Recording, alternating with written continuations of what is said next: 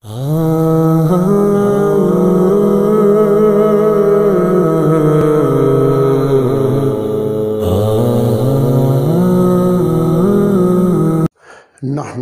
व नुसल्ली व नुसल्लिमु अला रसूलिहिल करीम अम्मा बाद फ़अऊज़ु बिल्लाहि मिनश शैतानिर रजीम बिस्मिल्लाहिर रहमानिर रहीम। या साहिबल जमाल व या सय्यदल बशर मिन वजहिकल मुनीर लक़द नुव्विरल क़मर ला युमकिनुस सनाउ कमा कान हक़्क़ुहु बादस खुदा बुजुर्ग तुई क़िस्सा मुख्तसर व अहसनु मिन कलम तरक़त आइनी व अजमलु मिन कलम तलिद निसाउ खुलिक़त मुबर्रअम मिन कुल्लि ऐब कअन्नका क़द खुलिक़त कमा तशाउ बलगल उला बिकमालिही कशफ़त दुजा बिजमालिही हसुनत जमीउ ख़िसालिही सल्लु अलैहि व आलिही अल्लाहुम्मा सल्लि व सल्लिम वबारिक आला सय्यिदिना व मौलाना मुहम्मद वबारिक वसल्लिम वसल्लु अलैहि। अल्लाह रब्बुल इज़्ज़त का शुक्र है कि जिसने हमें आज फिर एक बार अपने दर्स अल-मौजमुल औसत के अंदर हाज़िर होने की तौफ़ीक दी है। और आज जिस हदीस पाक से हम शुरू कर रहे हैं ये हदीस नंबर 1050 है। आपने देखा है कि हम मोतक़दात और यानी अक़ायद और फ़ुरूआत अक़ायद के तनाज़ुर में हदीस को पढ़ रहे हैं और कोई फ़िक़ही बहस को हमने अपनी गुफ्तगू के अंदर ज़ेर बहस हम नहीं लाए, क्योंकि हम इस दर्स को अक़ायद के बाब में बयान इसलिए कर रहे हैं ताकि मामूलात अहले सुन्नत और मोतक़दात अहले सुन्नत के अंदर अहदीस के तनाज़ुर में रोशनी हम डाल सके और आप तक ये तालीम पहुँचे और हमारे अक़ायद मज़बूत हो जाएं।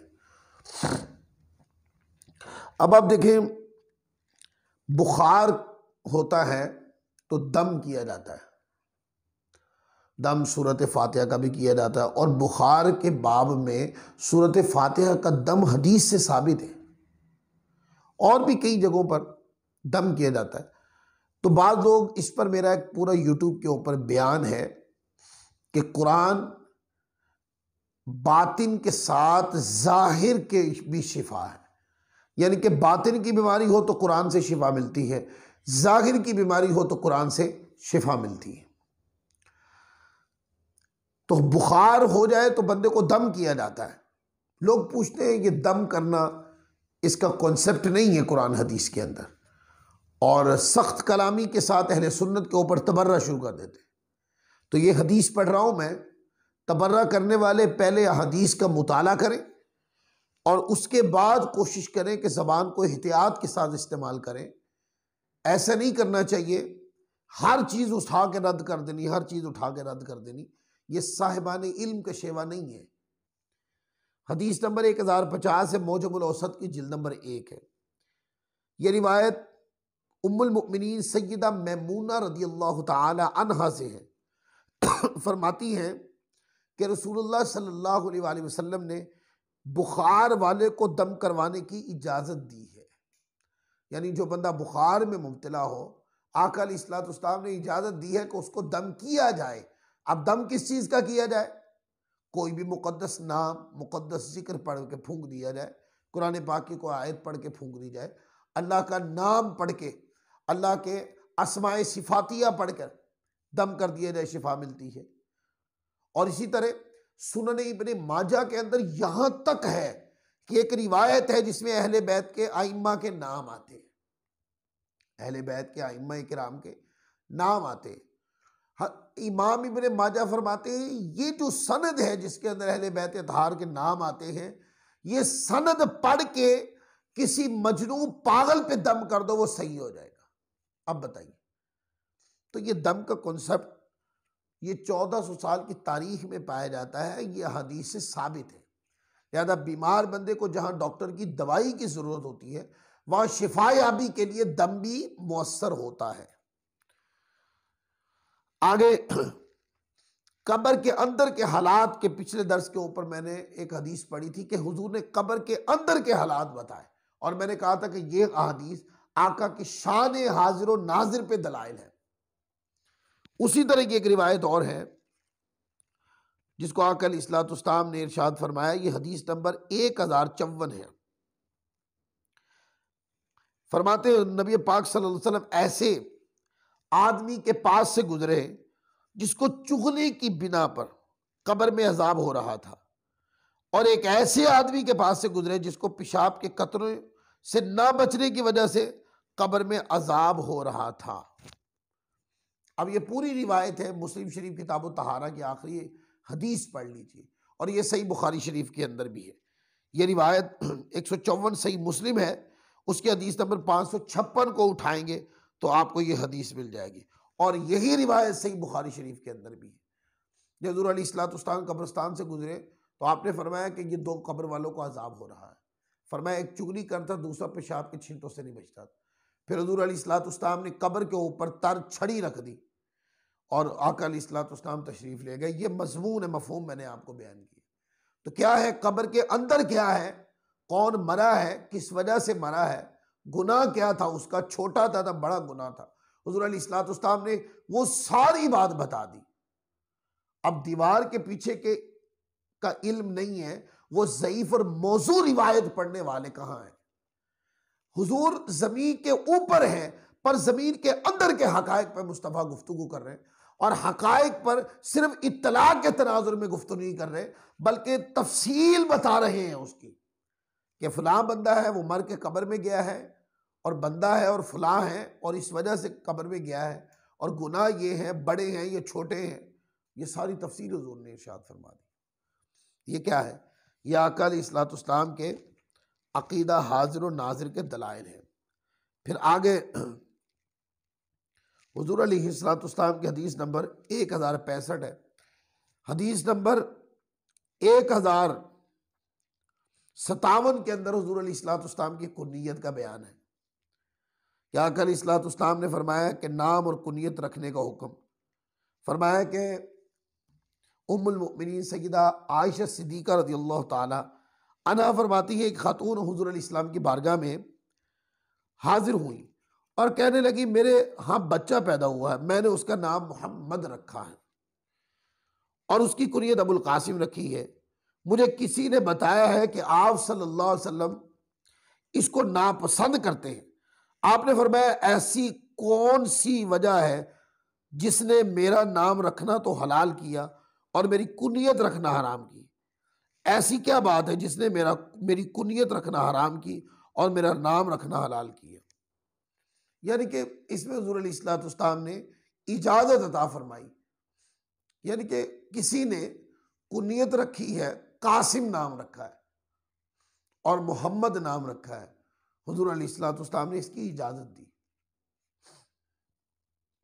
फिर हुज़ूर अलैहिस्सलाम हदीस नंबर 158 उठा के पढ़े, इसके अंदर आका अलैहिस्सलाम की सरदारी का जिक्र है। हज़रत हुज़ैफा से मरवी है कि आका अलैहिस्सलाम ने इरशाद फरमाया कि मैं क़यामत के दिन सब लोगों का सरदार हूँगा। मेरा रब अज़्ज़ व जल मुझे आवाज़ देगा, मैं कहूँगा मैं हाजिर हूँ, मैं हाजिर हूँ, और तमाम भलाई तेरे हाथ में है, तू बरकत वाला, बुलंदी वाला, मैं हाजिर हूँ, मैं तेरी रहमत की इल्तिजा करता हूँ। हिदायत याफ्ता वो है जिसको तू हिदायत दे, तेरा बंदा तेरे सामने है, तेरे सिवा कोई जाए फरार और कोई ठिकाना नहीं है, तू बरकत वाला, तू बुलंद वाला। ये हुजूर अलैहिस्सलाम की शान बंदगी के अल्फाज है। फरमाया क़यामत के दिन, हुजूर अलैहिस्सलाम ने फरमाया कि क़यामत के दिन मैं सरदार हूँगा उम्मत का। फिर आगे हदीस नंबर 165 है, 1065।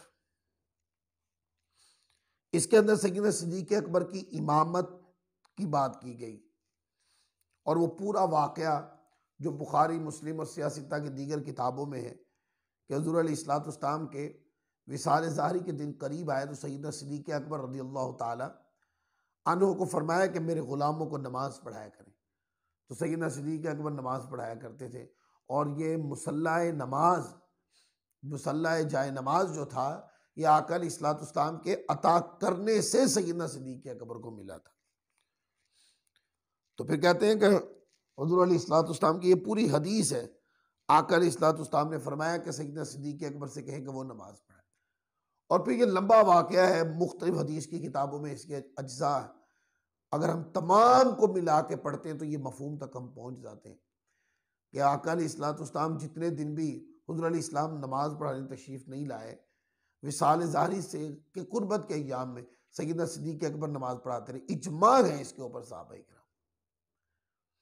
और उसमें फिर वाक़या आता है कि एक बार हुज़ूर की तबीयत मुबारका ने अफाका महसूस किया, चाहा कि मैं अपने ग़ुलामों को देखूं कि कैसे मेरे सिद्दीक़ के पीछे मुजतमे होकर नमाज पढ़ते। तो हुज़ूर तशरीफ़ लाए, हुजरे पाक का पर्दा हटाया तो सहाबा किराम हुज़ूर को देखने लग गए। तो ये पूरा वाक़या है, ये 1065 के अंदर बयान किया गया। इसमें सैयदना सिद्दीक़ अकबर की इमामत और खिलाफत की तरफ इशारा है और मुस्तफ़ा की नियाबत की तरफ इशारा है कि सैयदना सिद्दीक़ अकबर को आका अलैहिस्सलाम की नियाबत हासिल थी। हुजूर ने अपने विसाले ज़ाहिरी से पहले ही सैयदना सिद्दीक़ अकबर को मुसल्ले पे खड़ा कर दिया था। यह आका अलैहिस्सलाम की मंशा थी। फिर हदीस नंबर 1111, इसमें हज़रत मौला कायनात की शान अक़दस की वही हदीस जो पीछे गुजर गई है कि अबू हुरैरा रज़ियल्लाहु ताला अन्हु फरमाते हैं कि मैंने रसूलुल्लाह सल्लल्लाहु अलैहि वसल्लम को ये फरमाते हुए सुना, फरमाया जिसका मैं मौला हूँ उसका अली मौला है। ए अल्लाह, जो अली को दोस्त रखे तो उसको दोस्त रख, जो अली से दुश्मनी रखे तो उसको दुश्मनी रख। अब ये अगले हदीस के लफ्ज़ों ने माना बयान कर दिया मौला का। फरमाया कि जो मुझे दोस्त रखता है, जिसका मैं मौला हूँ, जो मुझसे मोहब्बत करता है, जिसका मैं दोस्त हूँ, उसके अली दोस्त है। जो मुझसे मोहब्बत करता है वो अली से मोहब्बत करे। तो इसमें हुजूर मौला कायनात अली शेर खुदा करमल्लाहु ताला वजहुल करीम की शान मौलायत का भी जिक्र है। फिर आगे चले, हदीस नंबर 113, हदीस नंबर 1113 के अंदर उन सारी चीज़ों से मना कर दिया गया कि जिसके अंदर पहली कौमों की बर्बादी, वो अंबिया किराम के मज़ार यानी अंबिया किराम की कब्रों को मस्जिदें बनाती थी, उनकी कब्रों को सजदा करना शुरू हो गई थी। तो उसकी मज़म्मत के अंदर हदीस है। उम्मुल मुमिनीन सय्यदा आयशा सिद्दीक़ा रज़ियल्लाहु ताला अन्हा फरमाती हैं आका अलैहिस्सलाम के पास एक स्याह चादर होती थी। जब आप पर बीमारी की शिद्दत हुई तो आप कभी उसको चेहरे पर रखते, कभी उठाते, फरमाते अल्लाह ताला उस कौम को बर्बाद करे जिन्होंने अपने नबियों की कब्रों को सजदागाह बना ली। आपने ये बात अपनी उम्मत के बारे में इसी खौफ की बिना पर फरमाई कि मेरी कब्र को सजदागाह नहीं बनाना। अच्छा, इससे बाद लोग इस तरफ चले जाते हैं कि ज़ियारत से भी मना हो गए। सजदागाह का माना यह कि मेरी कब्र की इबादत नहीं है, इबादत अल्लाह की हो गई।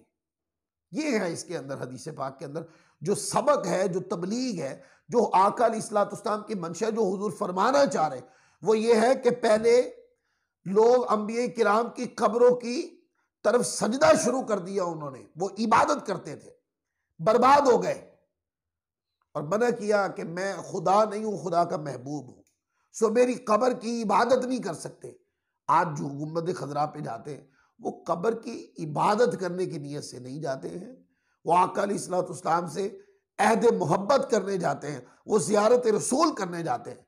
क्यों कि हुजूर ने ही फरमाया कि वो जो मेरी कब्र है, माँ बैना कब्री व मिंबरी रौदतुम मिन रियादिल जन्नह, वो जो मेरी कब्र है वो जन्नत का हिस्सा है। मन ज़ारा कब्री वजबत लहू शफाअती, कि जिसने मेरी कब्र की ज़ियारत की उस पर मेरी शफाअत वाजिब हो गई है। इन अहादीस ने उशाकान रसूल को उभारा है, तड़पाया है कि हुजूर की कब्र की तरफ जाए। इसलिए इबादत करना और अमल है, ज़ियारत करना और अमल है। देखिए ना, कोई बंदा, हम काबातुल्लाह की तरफ मुंह करके नमाज पढ़ते हैं, हमारा कॉन्सेप्ट क्या है? हम काबा की इबादत करते हैं या अल्लाह की? बोलिए भाई, अल्लाह की इबादत करते। काबा जो है वो जिहत सजदा है, काबा की इबादत कोई मुसलमान नहीं करता, मुसलमान इबादत अल्लाह की करते हैं। इसी तरह गुंबद खजरा की मुसलमान जियारत करते हैं और वहां पर अपनी दुआओं को मकबूल समझते हैं कि वहां पर आका अलैहिस्सलाम का वजूद मुनव्वर है। हुजूर कब्र अनवर में शफाअत फरमाते हैं और आका ने फरमाया जिसने मेरी कब्र की जियारत की उस पर मेरी शफाअत लाजिम हो गई। इसलिए लिहाजा जैसे काबातुल्लाह की जियारत की जाती है, ऐसे ही रोज़ा रसूल की जियारत की जाती है। जैसे काबातुल्लाह की इबादत नहीं है, इस तरह रोज़ा रसूल की जियारत है, इबादत नहीं है। इबादत सिर्फ अल्लाह की है। और हुज़ूर अलैहिस्सलाम ने हदीस पाक में यही फरमाया कि मेरी कब्र की इबादत ना करना, और कोई करता भी नहीं। ये तो ऐसे बाज लोगों को खटका लगा रहता है, इबादत हो रही है। देखिए, आप कोई भी चीज सोचेंगे वो इबादत थोड़ी हो जाएगी। कोई बंदा ऐसे हाथ बांध के खड़ा हो जाए, आप कहिए इबादत हो रही है, उसका कॉन्सेप्ट ही नहीं है, उसकी नीयत ही नहीं है। वो एक महबूब खुदा समझकर अदब के साथ खड़ा है, इबादत का कॉन्सेप्ट ही नहीं है उसका। तो आप अगर घुसेड़ के अपनी राय उस पर मुसल्लत करके शिरक का फतवा दे देंगे तो यूं तो शायद आप सारी उम्मत को मुशरिक करार दे देंगे। अगर कोई बंदा गुंबद खजरा पे जाए, उल्टे पांव वापस आए, वो अदब रसूल में आ रहा है, इबादत की नीयत से नहीं आ रहा। जालियों के सामने खड़े होकर कोई दुआ मांग कर रहा है तो वो आका अलैहिस्सलाम से नहीं मांग रहा, मुस्तफा के वसीले से मांग रहा है। तो ये हदीस नंबर 1113 का मफाद था।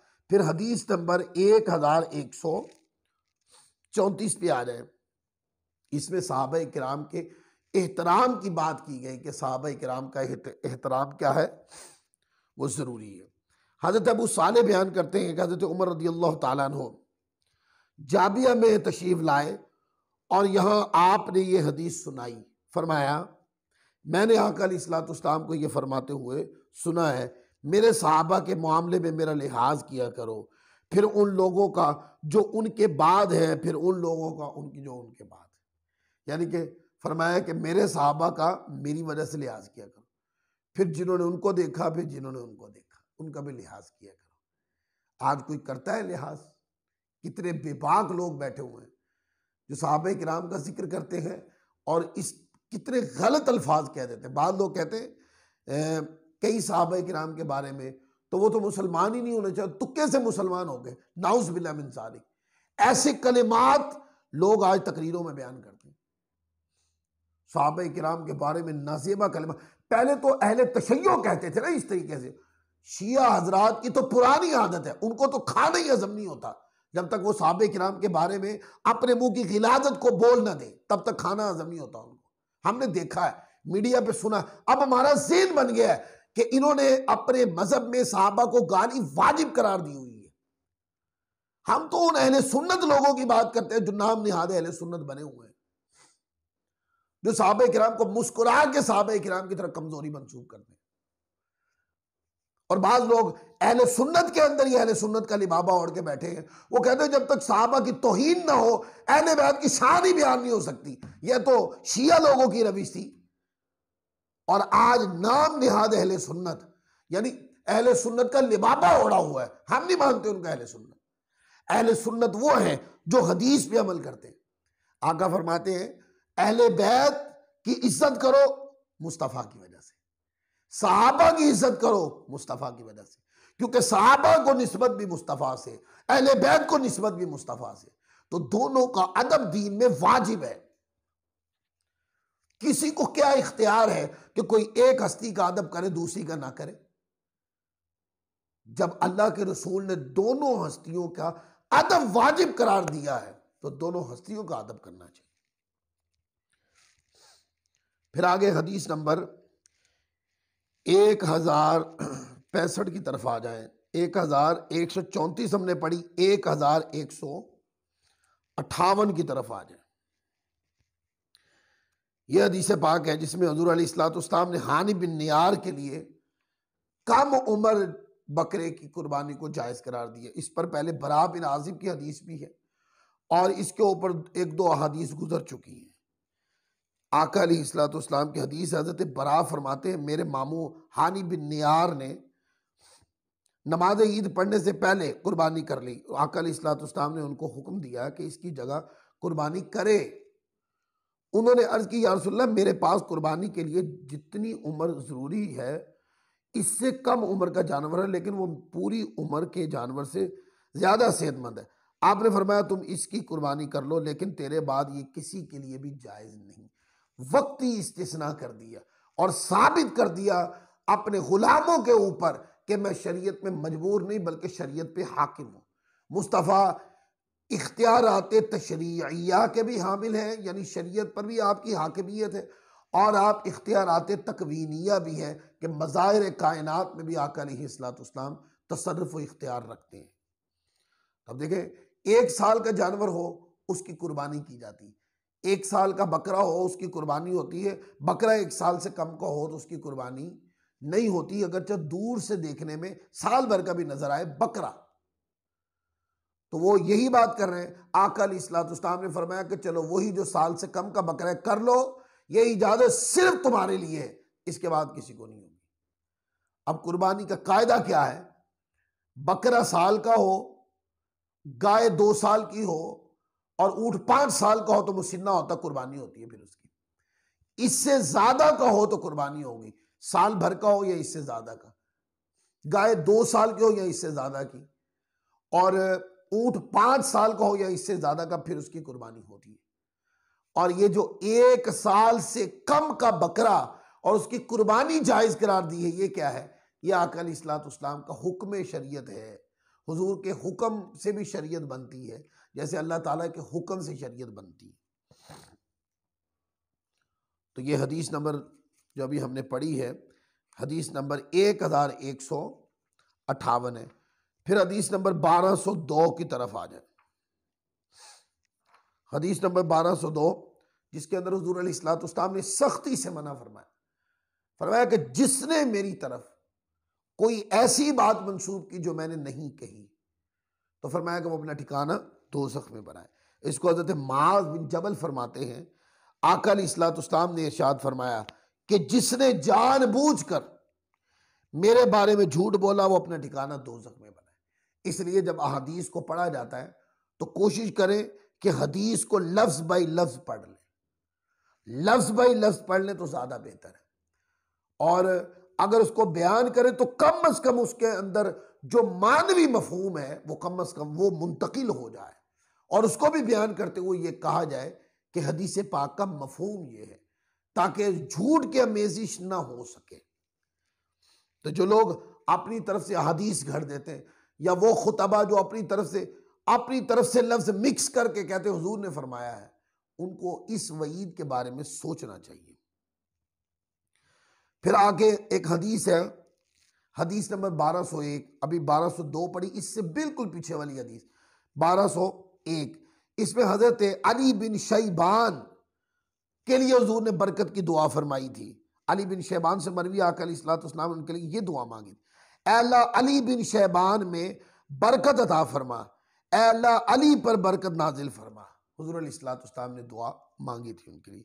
अब इससे पता चला कि किसी के लिए दुआए बरकत करना या दुआए बरकत के लिए किसी नेक हस्ती को इल्तिजा करना, ये दोनों तरीके मुस्तफ़ा की सुन्नत है। फिर 1203 है हदीस, इसके अंदर सहाबाए किराम की गुस्ताख पर अल्लाह ताला की लानत है, ये मजमून बयान है। इसको हज़रत जाबिर बिन अब्दुल्ला रिवायत फरमाते हैं कि आका अलैहिस्सलाम ने इरशाद फरमाया, आम लोग ज्यादा हैं, मेरे सहाबी कम हैं, मेरे सहाबा को गाली मत दो, जिसने इनको गाली दी उस पर अल्लाह ताला की लानत है। लिहाजा जब भी कभी किसी बंदे को चर्ब बयानी के तनाजुर में या हवाले कोट कर करके, बाद लोगों को आदत होती है कि जो मनगढ़ंत मौजू रिवायात सब बयान कर देनी है और लोगों के ऊपर अपने एक इल्मी तासुर कायम करना, लोग समझे पता नहीं कितना पढ़ा लिखा, और मौजू रिवायात मनगढ़ंत रिवायात बयान करके साहबे किराम के ऊपर लान तान करना शुरू कर देते हैं। जो लोग सुनते हैं वो हुजूर का ये फरमान सुन लें। फरमाया कि जो मेरे सहाबा के को गाली देते हैं, सख्त अल्फाज कहते हैं, सबो शतम करते हैं, आका अलैहिस्सलाम ने फरमाया उन पर अल्लाह की लानत है। वो बयान करने वाले पर भी अल्लाह की लानत है, और जो जो सुनकर उसकी तस्दीक कर रहे हैं वो सब अल्लाह की लानत के मुस्तहिक। लिहाजा चाहे वो शिया के मजालिस हो या नाम निहाद अहले सुन्नत पे जो राफसी तबका घुस गया है वो लोग हो, जहां भी साहबे किराम को गाली दी जाती हो वो अल्लाह ताला की लानत की मुस्तहिक मजलिस है। जहां पर साहबे किराम की अजमत का डंका ना बजाया जाता हो, गाली दी जाती हो, साहबा में कमजोर ये नक्स निकाले जाते हो, साहबा किराम के नक्स निकाल कर मुस्कुराते हैं लोग, मजाक उड़ाते हैं। जिन्होंने दीन की खातिर कुर्बानियां दी, जिन्होंने दीन की खातिर तन मन धन सब कुर्बान कर दिया, अपना घर बार सब कुछ कुर्बान कर दिया, कारोबार कुर्बान कर दिया, नस्लें कुर्बान कर दी, जिन्होंने उन साहबा किराम का को गाली देकर सख्त अल्फाज कहकर सबो शतम करके और उसके बाद वो दावे करते फिरते हैं कि मोहब्बत अहले बैत रखते। ये तो क़यामत वाले दिन लग पता जाएगा ना कि जिन्होंने नाम निहाद नारा मोहब्बत अहले बैत का लगाया, हकीकत दिल में उसकी कोई नहीं, और साहबा किराम के मर्तबे को निचोड़ दिया, उनकी इज्जत को जमीन के अंदर जमीन दोस्त कर दिया, और फिर कहने का हम अहले बैत के मुआशिक हैं। ये क़यामत वाले दिन जब अहले बैत की बारगाह से ये गुस्ताखाने साहबा धुतकारे जाएंगे तो पता लग जाएगा।